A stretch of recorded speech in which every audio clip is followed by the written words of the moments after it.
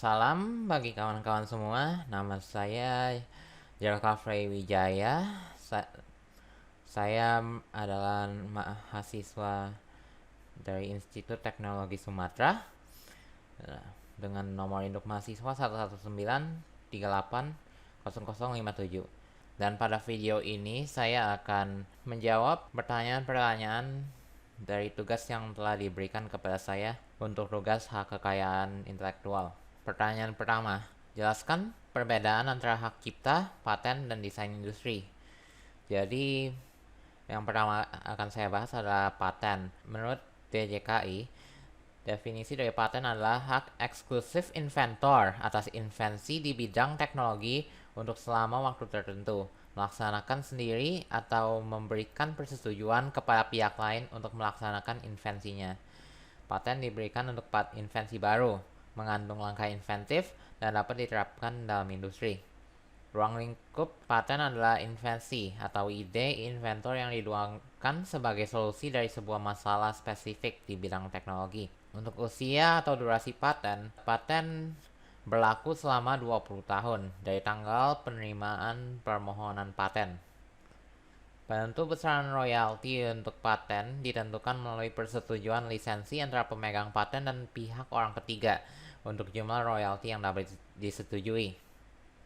Untuk hak cipta, definisi menurut DJKI adalah hak eksklusif pencipta yang timbul secara otomatis berdasarkan prinsip deklaratif setelah suatu ciptaan diwujudkan dalam bentuk nyata tanpa mengurangi pembatasan sesuai dengan ketentuan peraturan perundang-undangan. Ruang lingkup hak cipta meliputi karya tulis seperti buku, program komputer, pamflet, dan layout. Informasi yang disampaikan secara lisan seperti ceramah, kuliah, dan pidato.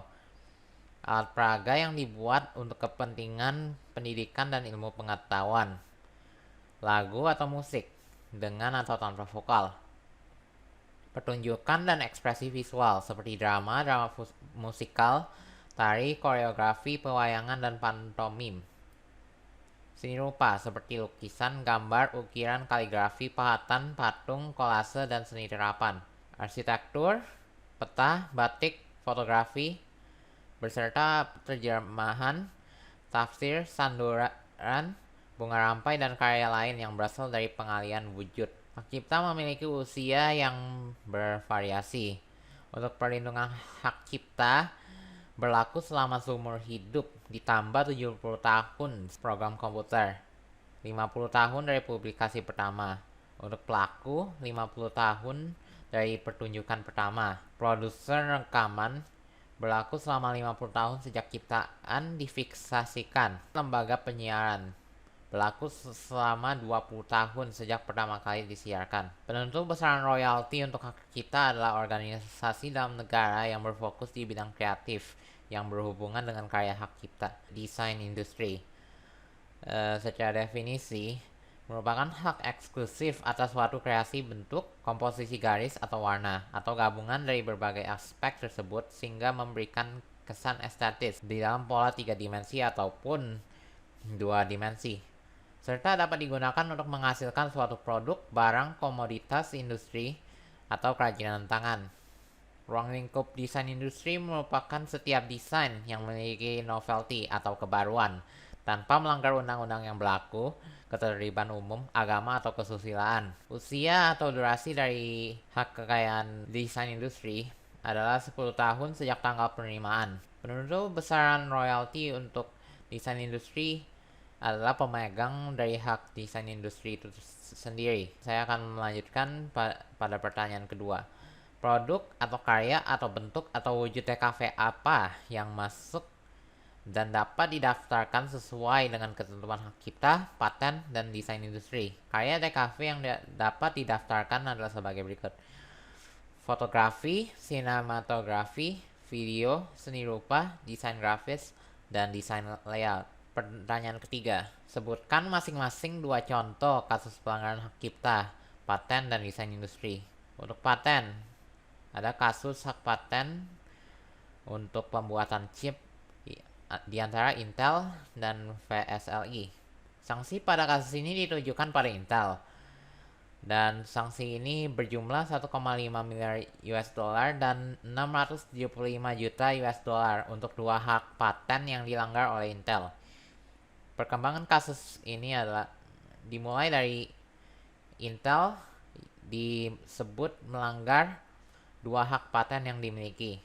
Kemudian Intel mengklaim bahwa salah satu paten tidak valid karena diklaim mencakup pekerjaan teknisi Intel. Klaim ini dinyatakan tidak valid. Paten tersebut telah dimiliki oleh NXP Semiconductors Incorporated, pembuat chip dari Belanda, yang kemudian Freescale membeli Sigmatel, yang kemudian dibeli oleh NXP pada tahun 2015. Karena itu, kedua paten tersebut ditransfer kepada FSLI pada tahun 2019. Intel telah berusaha untuk menunda kasus ini dikarenakan pandemi, namun ditolak. Untuk kasus kedua adalah kasus hak paten coding antara Nokia dan Lenovo. Sanksi dari kasus ini menurut pasal 160 Undang-Undang Paten merupakan pidana 4 tahun penjara atau denda maksimal seharga 1 miliar rupiah. Perkembangan dari kasus ini diawali dengan Nokia melayangkan gugatan kepada Lenovo pada tahun 2019 atas dugaan pelanggaran 20 paten coding video yang menghasilkan teknologi kompresi video yang digunakan di laptop dan tablet Lenovo. Kasus ini terjadi di Amerika, Brasil, India, dan Jerman. Pada September tahun 2020, pengadilan Munich memutuskan bahwa Lenovo terbukti melanggar salah satu hak paten Nokia. Pengadilan memerintahkan pembatalan serta penarikan kembali produk dari pengecer. Keputusan tersebut tertahan oleh pengadilan banding Jerman pada bulan November tahun 2020. Kasus dinyatakan selesai pada April 2021 dengan Nokia dinyatakan memenangkan kasus tersebut. Saya akan melanjutkan pada pelanggaran dalam kasus desain industri. Kasus pertama adalah kasus helm Bogo antara Tony dan Gunawan. Sanksi dari kasus ini menurut pasal 9 Undang-Undang Nomor 31 Tahun 2001 merupakan satu tahun penjara. Perkembangan kasus. Pada April 2016 terjadi sengketa desain industri kaca helm bermerek Bogo. Tony, pemilik desain helm Bogo dengan nomor registrasi identitas 0012-832D menggugat Gunawan yang memproduksi dan memperbanyak serta menggunakan tanpa hak atas desain industri kaca helm Bogo milik Tony. Tony mengalami kerugian mencapai 700 juta rupiah. Tony dengan kuasa hukumnya kemudian membawa gugatan ini ke pengadilan negeri Bogor. Majelis hakim memutuskan untuk memvonis Gunawan 1 tahun penjara. Untuk kasus kedua, pemakaian desain industri oleh PT Perusahaan Gas Negara atau PGN. Sanksi dari kasus ini bernilai 180 juta rupiah. Perkembangan dari kasus ini diawali dengan terjadi saling gugat antara penemu desain industri sambung pelindung pipa atau shock adaptor bernama M. Rimba Aritonang dengan PT Perusahaan Gas Negara. Penggugat menggugat PGN senilai 132,39 miliar rupiah pada 14 November tahun 2012. Kuasa hukum penggugat menyatakan bahwa PGN telah menggunakan desain industri shock adaptor milik kliennya secara terus-menerus sejak tahun 2006 hingga dilayangkan gugatan tersebut. PGN menjawab keberatan di dalam persidangan diwakili kuasa hukumnya Andreas Nahot Silitonga yang menilai bahwa tidak ada keunikan atau perbedaan dengan shock adaptor lainnya. Pada Rabu 3 April tahun 2013, Pengadilan Niaga Jakarta Pusat memutuskan bahwa PGN untuk membayar ganti rugi sebesar 180 juta rupiah kepada penggugat. Saya akan melanjutkan pada kasus pelanggaran hak cipta. Untuk kasus pertama adalah antara film Star Wars dan film Battlestar Galactica. Sanksi pada kasus ini bernilai 20.000 US dollar. Perkembangan kasusnya diawali dengan pernyataan bahwa Battlestar Galactica meminjam terlalu banyak aset dari film Star Wars. Battlestar Galactica diproduksi mengikuti kesuksesan film Star Wars di tahun 1977.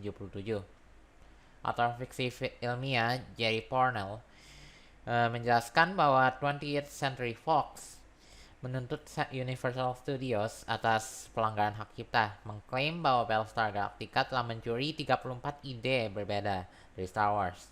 Contoh dari beberapa ide tersebut adalah nama dari karakter yang memiliki sedikit kemiripan.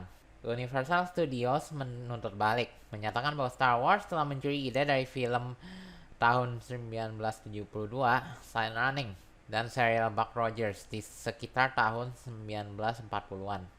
Setelah Fox dituntut, Pournelle dibayar 20.000 US dollar oleh Universal untuk menunjukkan bahwa Battlestar Galactica dan Star Wars dibuat secara berbeda.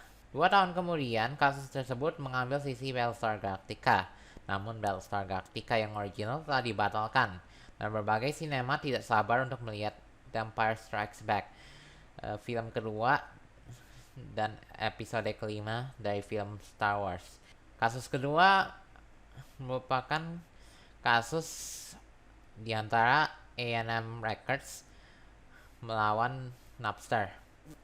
Sanksi dari kasus ini senilai 26 juta US dollars.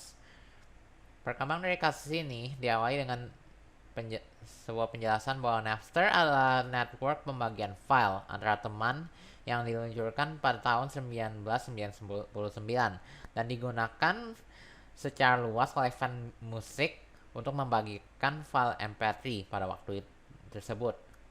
2 tahun kemudian, A&M Records dan beberapa perusahaan rekod lain menuntut Napster atas pelanggaran hak cipta karena mereka tidak menyukai distribusi musik yang mereka produksi dalam skala yang sangat besar.